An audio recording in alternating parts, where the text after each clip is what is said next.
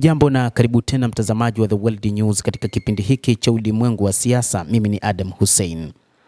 Israel inasema kwamba Iran na Uturuki zinapaswa kusahau ndoto ya kuwa na himaya katika Mashariki ya Kati, kwa maana wao kuwa watawala wa eneo hilo la Mashariki ya Kati. Hii ni kauli iliyotolewa na Waziri wa Ulinzi Israel Katz. Jerusalem iko katika hali ya tahadhari kwa matukio mbalimbali ya vitisho, na alisisitiza waziri wa ulinzi, akimaanisha wazi mzozo kati yake na Iran.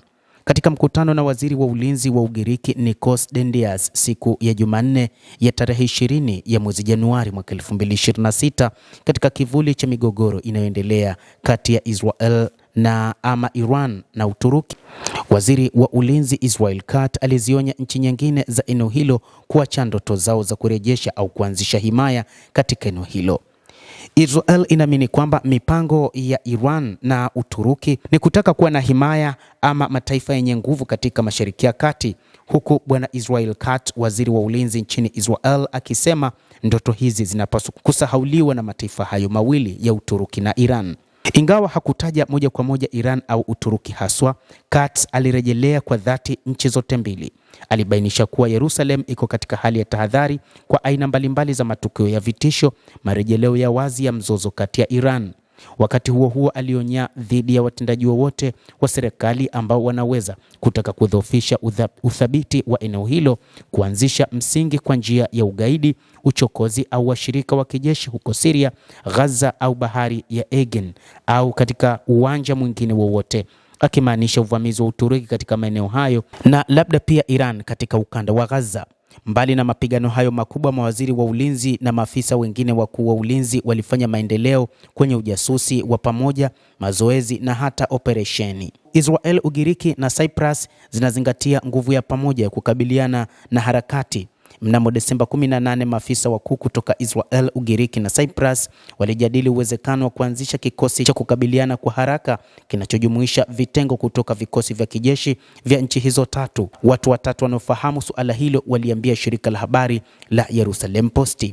Mpango huo ni sehemu ya juhudi pana za kuzuia shughuli za kijeshi na kimkakati za Uturuki katika Mashariki ya Mediterania, walisema. Kulingana na vyanzo vya wakati huo, mpango wa usalama kwa sasa uko katika hatua za uhakiki na upangiliaji wa awali. Inakusudiwa kuimarisha ushirikiano wa kimkakati wa kijeshi kati ya nchi hizo tatu, huku kukiwa na mvutano wa kikanda unaozidi kuongezeka. Kikosi hicho kinatajwa kwamba huenda ni moja kati ya vikosi ambavyo vitapambana vilivyo dhidi ya serikali ya Iran, ambayo wakati huu inaonekana kuwa na nguvu mno katika eneo hilo la Mashariki ya Kati. Kuna ushiriki mkubwa kutoka kwa idara za kijasusi za Marekani na washirika wao, na wanamaji wa Israeli wanajaribu kupitia kila liwezekanalo kuhakikisha kwamba njia zote wanazopita wa Iran zipo mikononi mwao. Kufuatia mkutano huo, mnamo Desemba 22, waziri mkuu wa Ugiriki Kyriakos Mitsotakis na rais wa Cyprus Nikos Christodoulides walitembelea Israeli kwa mkutano wa kilele na waziri mkuu Benjamin Netanyahu.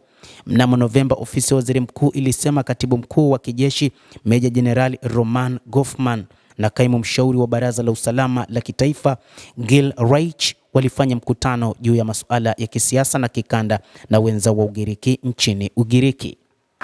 Kamanda wa vikosi vya anga Meja Jenerali Toma Bar ameripotiwa kukutana na maafisa wakuu wa jeshi la anga kutoka Cyprus na Ugiriki katika kikao cha kimkakati cha kuimarisha ushirikiano.